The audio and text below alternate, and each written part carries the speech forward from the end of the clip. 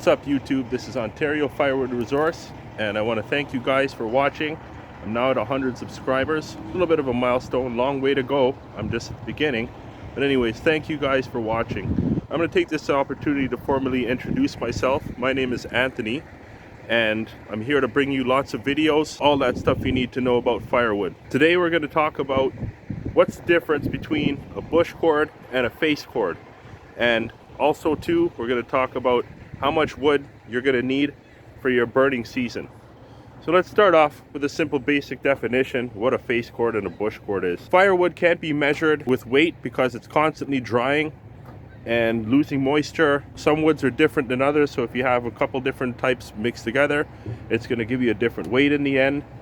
And also too, some wood is denser than the other wood depending on the way it grows. If it's all knotty and stuff, then you're going to have wood that's growing denser than the rest of the tree. So the only way you can measure firewood is by volume.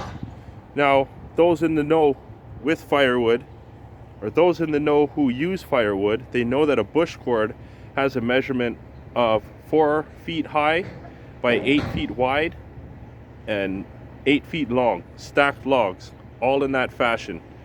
I liken it to, say, a stack of plywood that is, obviously a sheet of plywood is 4 feet long by 8 feet long. So if you had that stack, like basically 4 feet high. Now also in the firewood industry, standard log size for this measurement purposes are 16-inch logs. So 16-inch, it's going to give you 3 rows of 16-inch in that 4 feet. And if you take one of those sections that's 4 feet high and 8 feet long, and it's all 16-inch logs, that's going to be a face cord. So a face cord is 1/3 of a bush cord, and in numbers that's 42.66 cubic feet, or 42 2/3 cubic feet. So here we have some 16-inch logs.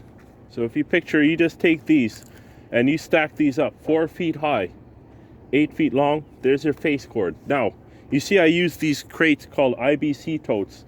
They're a good way of measuring out your firewood because you can stack it in there nice and tight, as you can see, and that's going to give you a good idea on how much wood you have. If you just throw the pieces in there loose, it's going to be a different amount every time, but if you know it's stacked in there as tight as you can get it, then you know that it's going to be a face cord. Put a few pieces extra and then you're going to have your face cord.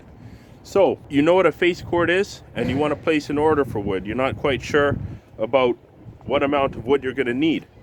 I'm going to go through the different uses that you have for firewood, and we'll start off with if you're just a casual burner and you just want to have a fire on a special occasion throughout the year, and you want to have a fire maybe about 5-6 times. Say you want to do it around Christmas, around Thanksgiving, stuff like that, maybe somebody's birthday in the winter, or just on a night where you're snowed in, then you're going to need about a half a face cord. That's about 21 cubic feet. So that's a stack that's 4 feet high by 4 feet long, and all those logs are 16-inch.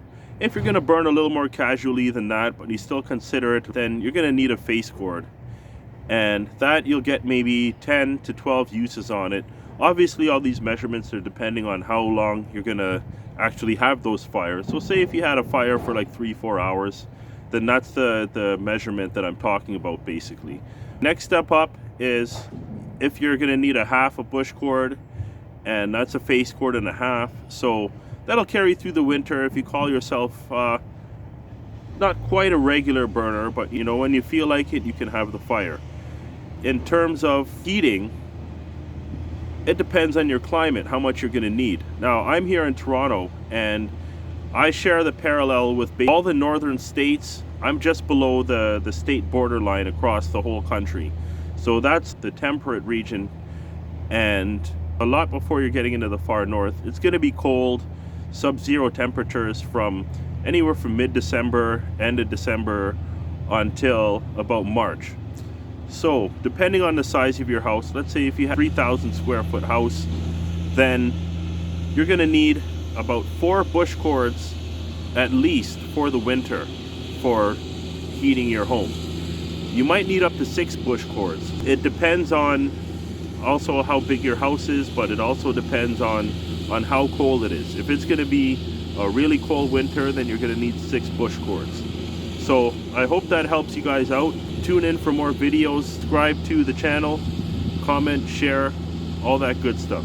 Anyways, thanks for watching, and we'll see you next time.